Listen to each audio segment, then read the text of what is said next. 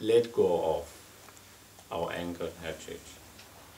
That is how we can reduce, minimize, weaken through the practice, through the cultivation of loving kindness.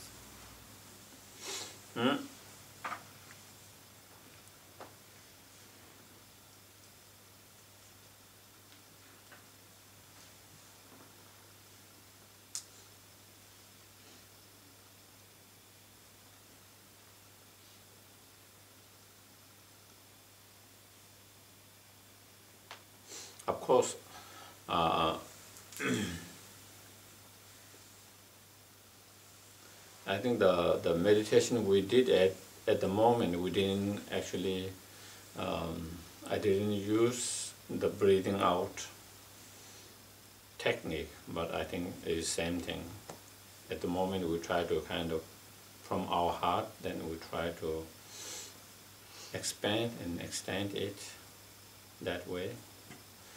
But also you can, from your heart, that energy, that warm energy of that loving kindness come into the form of light energy, and as you breathe out, then it goes to, the breath carries that energy, that light, and then the moment it touches those individual sentient beings, that very moment their problems, physical, emotional, mental problem has been totally healed, and they find great bliss, joy, happiness in their life, and that they find stability in their life. And of course, not only samsaric happiness and joy, but on top of that,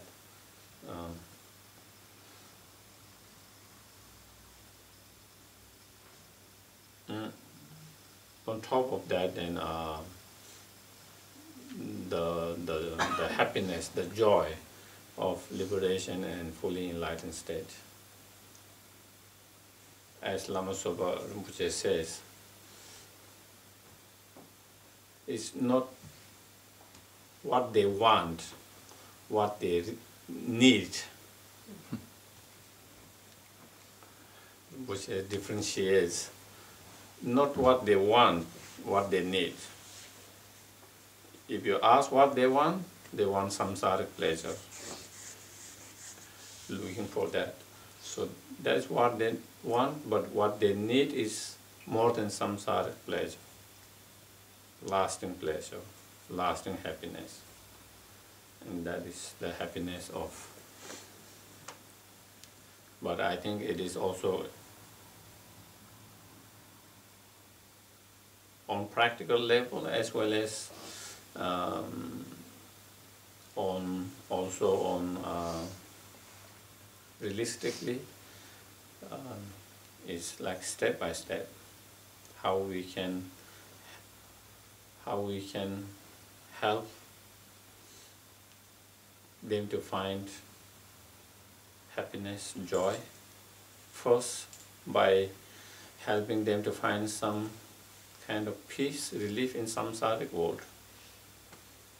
Then once they have, then guiding through that state to a more higher state of being able to find happiness beyond samsara. Because as we often, even though that is where we want to lead them to beyond the samsaric state of fully enlightened state, liberation, but when there is too much pain in samsara, it is hard to lead. They are not kind of open or ready to go beyond that because the samsaric pain is too much. So their mind is too involved in that. And so therefore is kind of helping step by step but definitely in that direction. So with these kind of meditations, we might be saying, sometimes we might think, it's just kind of wishy-washy kind of feelings. It's nice feeling, but are we really making a difference? Are we really making a difference in someone's life by doing that kind of visualizations or that kind of expanding, sending? Well, each time we do this kind of meditation, it leaves us positive imprint in our mind. And it makes our mind more familiar with that way of thinking, that way of responding, that way of reacting. And so, as that gets stronger in mind, then eventually we'll, as I mentioned at the very beginning, spontaneously, naturally we'll act in actions, through actions and the speech and thoughts. But first we need to develop such state of mind in ourselves. So this practice is to develop that sense of loving kindness in our heart. Once we have that true loving kindness, then it just naturally. For example, we see so many people in the world who are so spontaneously react in reaching out and helping someone without any hesitation, without any thinking. Because they have that true compassion, that true loving kindness in their heart. Why they are able to reach out without any hesitation, without any thinking, should I, shouldn't I? Normally that is our kind of, am I ready, not? Should I extend my help or not? Am I ready for that? We have some kind of hesitations, and it takes time for us to it is not immediate kind of spontaneous without any that. And because, again, our love and compassion is not strong and pure at the moment. It is there, but it's not strong enough. It's there, but it's not pure enough. But if we observe, like Lama Sopa Rinpoche, it's so clear. It's so clear. It's so clear. Same with His Holiness, and not only, of course, there are also many other practitioners in every spiritual path, in different spiritual path, people who have reached that state.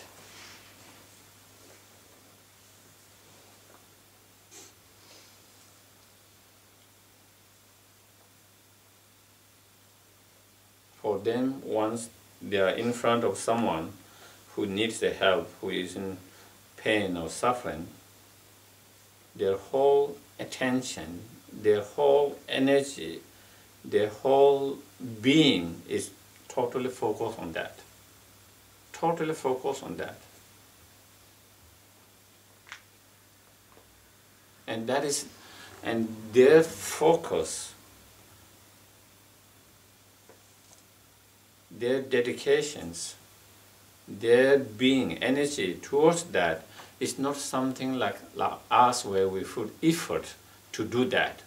It's just kind of automatic, spontaneous expressions, manifestations. It just comes. You don't see effort. It is not like that I'm struggling to put some more effort. trying to push myself to do that, because I feel I have to do that. Do you get what I mean? So, a lot of time for us, that is where I have to do that, therefore I push myself to do that. I have to put myself some effort to do that.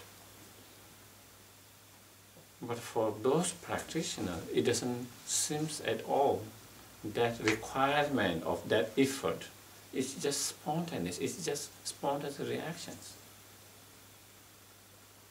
That is when we have that such true love, compassion, strong, pure. That is where we can reach that state. We all have the potential, the capacity to reach that point. But I think at the moment, as far as I'm concerned, I have not reached that state. But we all have some level of loving kindness, compassion. We already have that. All of us have that. We just need to nourish it.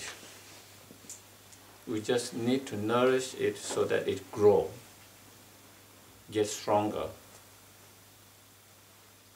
more pure. At the moment, it's not 100% pure. There is something purity in that. At the same time, it is kind of polluted by our own selfish intention, desire, and so forth. So there is potential to become it limitless, pure, and that spontaneous, that natural state. There is potential. And so in order to potentialize that, in order to nourish that potentials, and to the growth of fully, that is the practice we do through that kind of meditation, contemplations, like we just did. Of course, there will be some different. It is not just one method or one just meditation. It will be more or less many. It could be different way of doing it, but this is just one. Another thing which I thought about using the breath and together with breath, that is also another thing.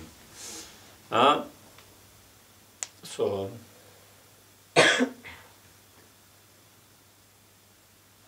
yeah. Sometimes for us is a little bit. Sometimes for us is a little bit hard to understand. But I think if we really observe it, then we can understand. I've quite often noticed, for example, Lama Sopa Rinpoche. He has some program there. A lot of people are waiting there, and he knows he should be there at that time. Clearly aware, mindful of that. Then suddenly someone show up here who needs his help, asking for his help. Then his whole being, all his attention here. Because that is what someone who really needs his help here. And whole his being, all his energy, everything's just focused on here. And sometimes the other program might be cancelled, might be late by many hours, but he's not concerned about that. Totally, he's total being, because he's totally being here and present here.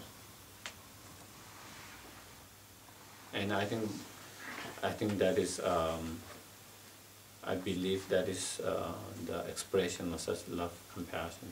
Yes? Yes, I must, it's very important, then I must ask you.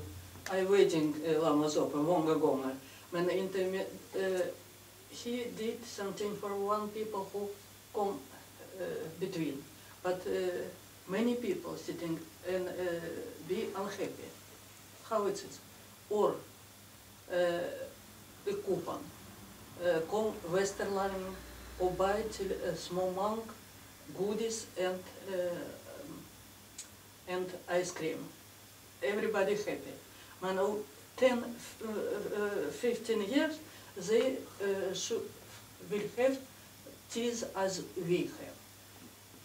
How it's possible? The spontaneity, how it's not think? When we must think, when we must think in the thing. When one happy, many unhappy, how I do, how I choose. You understand my English and my problem? I think, I don't know whether you understand, I understand your problem, but I think I understand my problem. Okay, okay, you got it.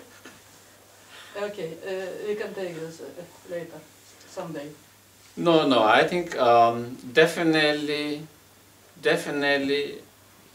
we have to, especially in Buddhism, in Mahayana, we talk about two wings of, the wing of compassion and the wing of wisdom. We need both together. There's no doubt about that. There is need of both together. Compassion as well as wisdom.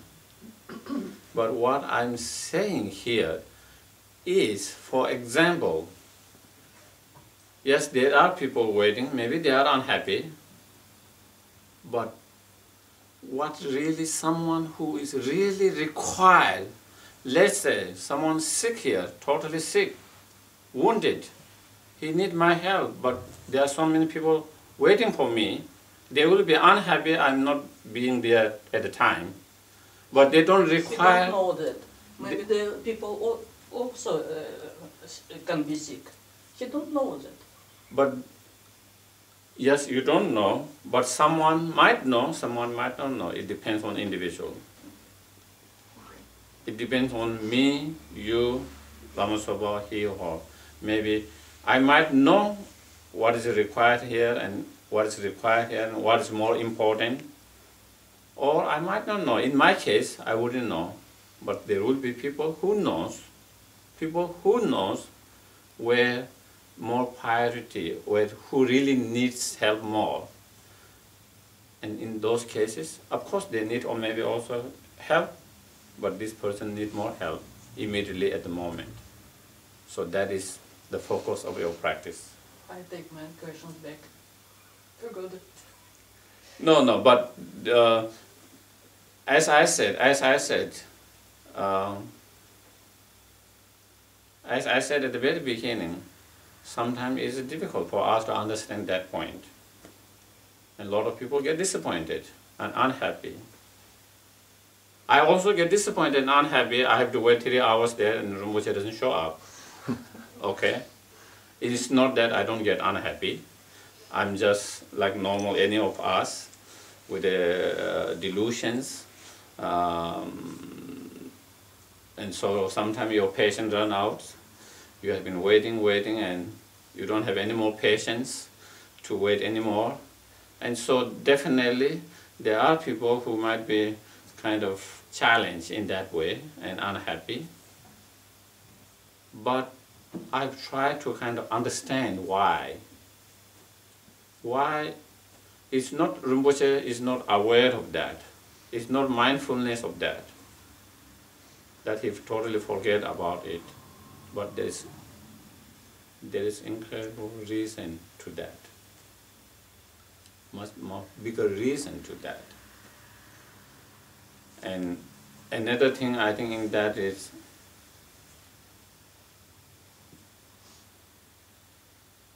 anyway, I think maybe we shouldn't.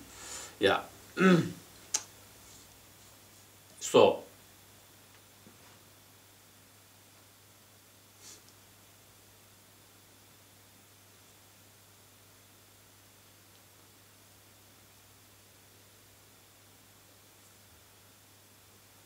we were talking about that true love and compassion. In our case, most of the time, like for example, about the ice cream things, sometimes whether we are giving with true loving kindness or just because something else. Because I want to feel good about it. It's nothing to do with their happiness. It's about my happiness. I want to feel good about it by doing something, but to be able to do something. That is not pure love, loving kindness we are talking about here. There is some love, but there is a lot of our own needs of feeling good. Okay? So again,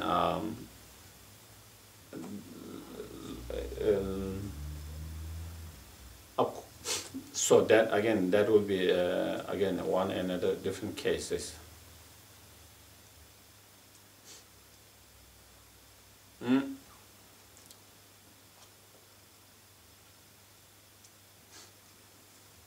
Usually, in most cases, true bodhicitta, true loving kindness, true compassion comes through the wisdom.